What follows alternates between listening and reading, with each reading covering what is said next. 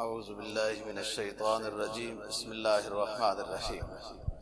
ومن اظلم ممن افترى على الله كذبا اولئک یعرضون على ربهم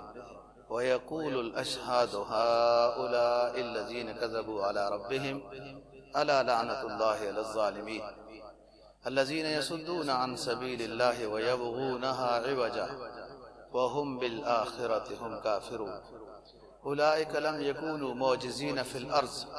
وما كان لهم من دون الله من اولیاء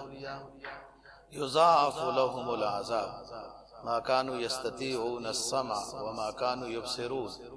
اولئک الذین خسروا انفسهم وضل عنهم ما كانوا يفترون لا جرم انهم في الآخرة هم الاخسرون ان الذين آمنوا وعملوا الصالحات واخبتوا الى ربهم اولئك اصحاب الجنة هم فيها خالدون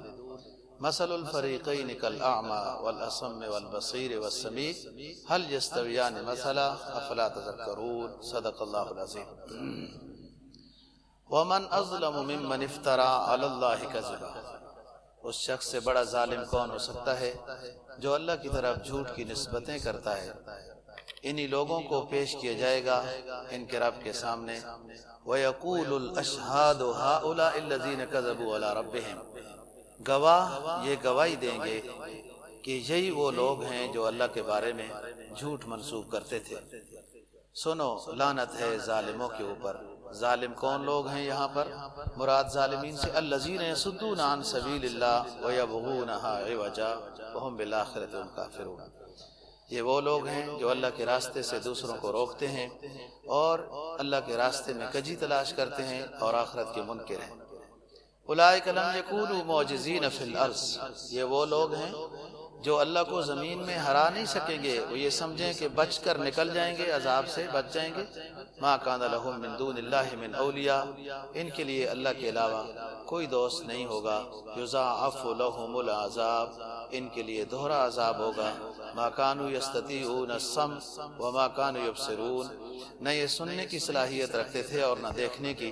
یعنی حق بات کی سننے اور دیکھنے کی۔ اولئک الذین خسروا انفسهم وضل عنهم ما كانوا يفترون، یہی لوگ ہیں جنہوں نے اپنے آپ کو نقصان میں ڈالا اور دور ہو جائیں گی وہ چیزیں جو یہ گھڑا کرتے تھے، ان کے کام نہیں آئیں گی۔ لا جرم انہم فی الآخرۃ هم الاخسرون، قطعی بات ہے کہ یہ لوگ خسارے میں ہوں گے آخرت میں۔ ان الذین آمنوا وعملوا الصالحات، ان کافروں کے مقابلے میں دوسرے وہ لوگ جنہوں نے ایمان لایا اور اچھے کام کیے، وَأَخْبَتُوا إِلَىٰ رَبِّهِمْ، اور اپنے رب کے سامنے عاجز بن کے رہے، یہی جنتی لوگ ہیں، ہمیشہ اس میں رہیں گے۔ مثال دو جماعتوں کی، ایک اندھا ہے اور بہرا ہے شخص، اور دوسرا دیکھنے والا ہے اور سننے والا ہے۔ کیا یہ دونوں برابر ہو سکتے ہیں؟ ظاہر ہے کہ نہیں برابر ہو سکتے۔ کیا پھر تم بھی نصیحت حاصل نہیں کرتے ہو؟ بات ہو رہی تھی کہ نبی پاک صلی اللہ علیہ وسلم کو اللہ تعالیٰ نے بھیجا نبی بنا کر، وَيَتْلُوهُ شَاهِدٌ مِّنْهُ، اور آپ کے ساتھ ہر وقت آپ کی تائید کے طور پر گواہ موجود ہے، اور اس گواہ سے مراد قرآن مجید ہے کہ قرآن مجید ایک ایسا معجزہ ہے جو ایک دائمی معجزہ نبی پاک صلی اللہ علیہ وسلم کو عطا کیا گیا، اور وہ آپ کی صداقت کے اوپر دلالت کرتا ہے کہ جو آپ کے اوپر یہ وحی نازل ہو گئی۔ قسمت والوں نے بات کو مانا اور جن کے مقدر خراب تھے وہ کافر بن گئے۔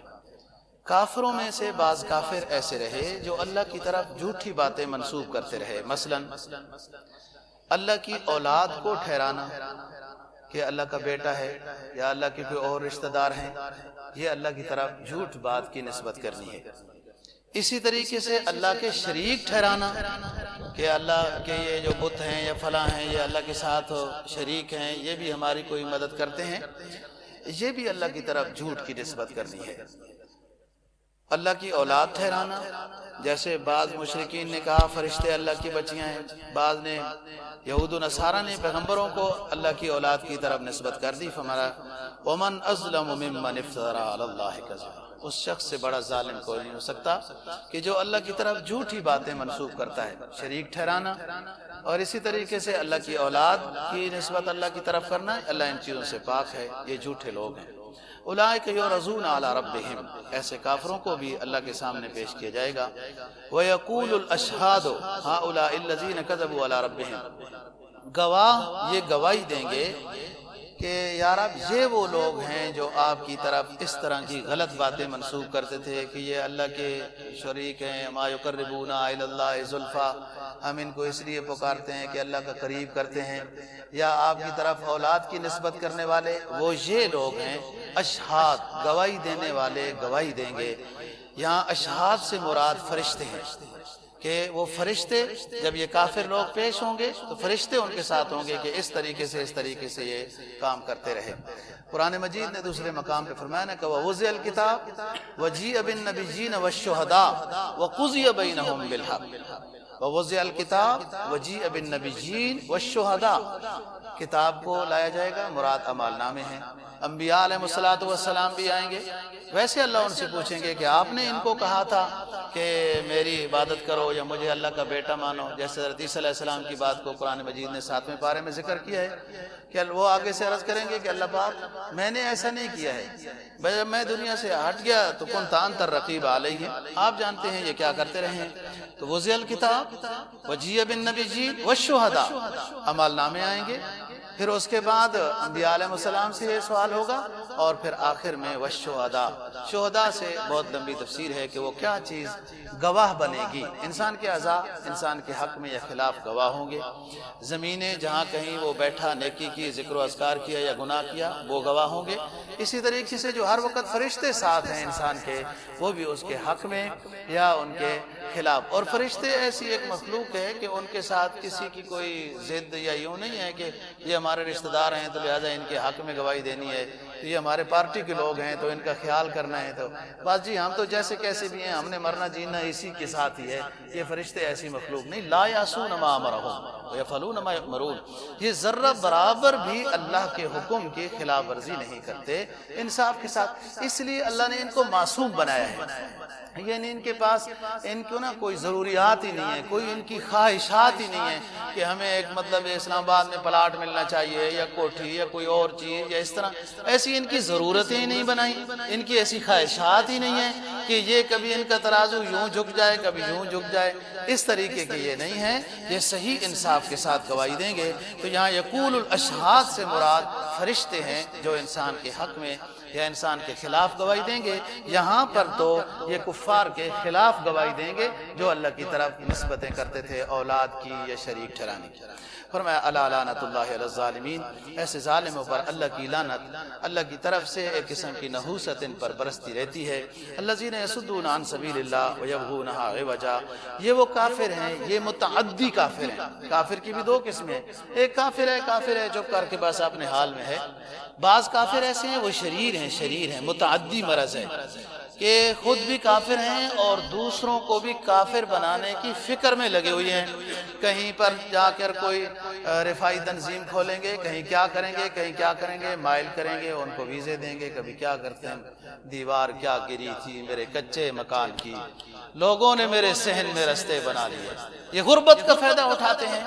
اور اسلام لوگ پڑھتے سیکھتے نہیں ہیں، اور ظاہری نقش و نگار اور اس طریقے سے جو لوگ تنظیمیں جو فائدے پہنچاتی ہیں ان کی طرف لوگ چلے جاتے ہیں۔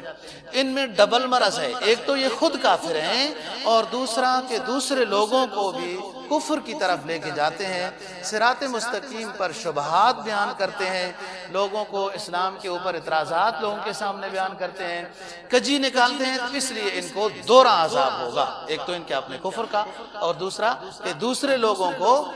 غلط راستے کی طرف لے جانے کا۔ اور یہ اللہ کا قانون انصاف ہے کہ من یشفع شفاعۃ حسنۃ یکن لہ نصیب منہا، جس نے اچھے کام کی رہبری کی تو ڈبل ثواب ملتا رہے گا یہ خود، اور وہ جس نے اچھا کیا اس کا ثواب بھی اس کو ملتا رہے گا، اس کو اپنا پورا ملے گا۔ اور جس نے کسی کو برا راستہ دکھایا اور وہ برے راستے پہ لگ گیا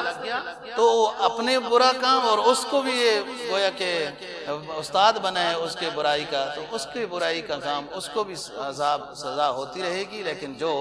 یہ استاد بنا ہے برے راستے کے بتانے کا، اس کو بھی سزا ہو۔ حدیث میں جناب نبی پاک صلی اللہ علیہ وسلم کا فرمان ہے، دنیا میں جتنے قاتل ناحق قاتل ہیں، ان ناحق قاتلوں کو سزا ہے جہنم ہے وغیرہ وغیرہ، لیکن سب سے پہلا دنیا کا جو قاتل ہے قابیل اور حابیل کی جو آپس میں، جس کا چھٹے پارے میں قرآن مجید نے ذکر کیا ہے آدم علیہ السلام کے 2 بچوں کی، تو پہلا ناحق قاتل وہ قابیل ہے، یعنی قتل ناحق کا موجد ہے، تو سارے دنیا کے جو ناحق قتل ہوتے رہیں گے، موجد وہ ہے، اس کو ان سب کی طرف سے بھی اس کو سزا اور گناہ ہوگا۔ جو اچھا راستہ کسی کو دکھائے، لوگ اس اچھے راستے پہ لگ جائیں، اس کو دوہرا ثواب ملے گا کہ ایک تو لوگ اچھائی پہ لگ گئے، ان کو اپنی نیکی پوری ملتی رہے گی، لیکن اس کو بھی چونکہ راستہ اس نے دکھایا۔ الدال علی الخیر، سرکار دو جہاں صلی اللہ علیہ وسلم کا فرمان ہے، الدال علی الخیر کفاعلہ، جس نے کسی کو اچھے راستے پہ لگایا ایسا ہی ہے جیسے کہ یہ خود وہ اچھا کام کر رہا ہے، تو اس کو دوہرا ثواب ملے گا۔ لیکن اس کے برعکس کہ اگر کسی نے کسی کو غلط راستے پہ لگا دیا تو پھر اولئک لم یکونوا معجزین فی الارض، یہ کافر، یہ ہٹ درم، یہ سمجھیں کہ ہم بچ کر نکل جائیں گے، اللہ کا عذاب آئے گا جب بچ کر نکلیں گے۔ میں بتا چکا ہوں کہ سب سے آخر میں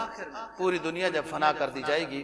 تو نفخہ اولا میں سب سے آخر میں ابلیس کی روح قبض ہوگی، اور جب فرشتے اس کی روح قبض کرنے کے لیے آئیں گے تو کبھی یہ مشرق کو بھاگے گا، کبھی مغرب کو بھاگے گا، اور ہر طرف سے فرشتوں کی قطار کھڑی ہوگی، اس کو بھاگنے کوئی نہیں دے گا، اور پھر اس کی روح ذلت کے ساتھ اس کی جب نکالی جائے گی، حدیث میں آتا ہے کہ پوری دنیا کی روح قبض کرنے کی جو تکلیف ہے سارے لوگوں کو وہ ایک طرف، اور ابلیس کی روح قبض کرنے کی اس کو اتنی تکلیف ہوگی کہ ان سب روحوں کی تکلیف سے زیادہ اس کو تکلیف، لیکن یہ اپنی طرف سے بھاگنا چاہے گا،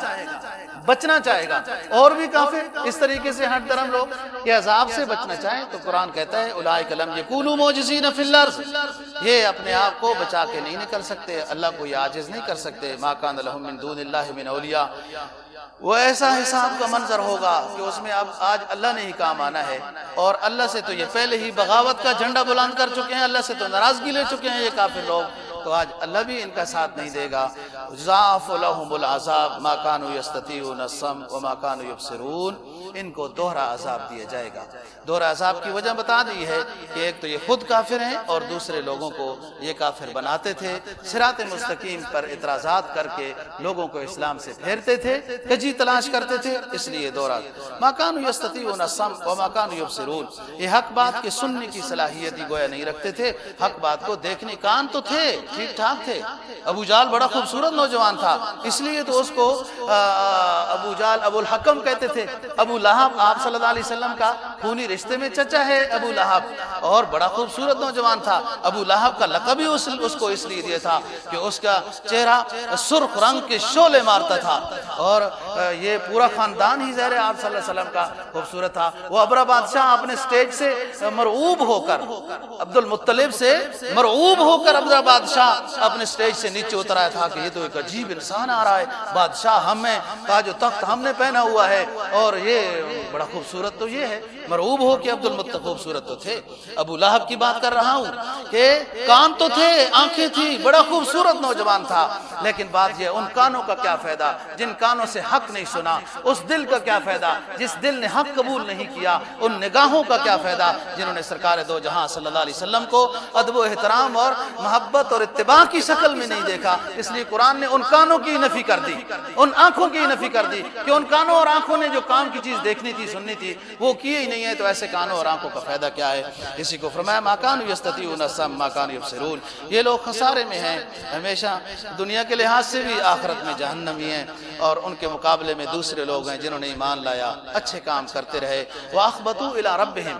اچھے کام کرتے رہے اور اپنے رب کے سامنے، یعنی اپنے رب کے احکام، اپنے نبی کے احکام کے سامنے عاجز رہے، جو حکم آیا اس کے اوپر سر تسلیم خم ہے، اور یہی مسلمان کی شان ہونی چاہیے کہ شریعت کے حکم کے سامنے وہ عاجز ہو۔ فرمایا یہی جنتی ہیں، ہمیشہ رہیں گے۔ ایک حصی مثال دی ہے کہ ایک کافر اور مسلم دونوں برابر نہیں ہو سکتے، جیسے ایک اندھا ہے، بہرا ہے، اور ایک بینا ہے اور اس کے کان ٹھیک ہیں، سننے والا ہے۔ ایک نابینا اور بینا دونوں برابر نہیں، ایک بہرا اور سننے والا دونوں برابر نہیں، اسی طریقے سے ایک حق کو سننے اور قبول کرنے والا مسلم اور کافر دونوں برابر نہیں۔ اللہ سمجھ نصیب فرمائے۔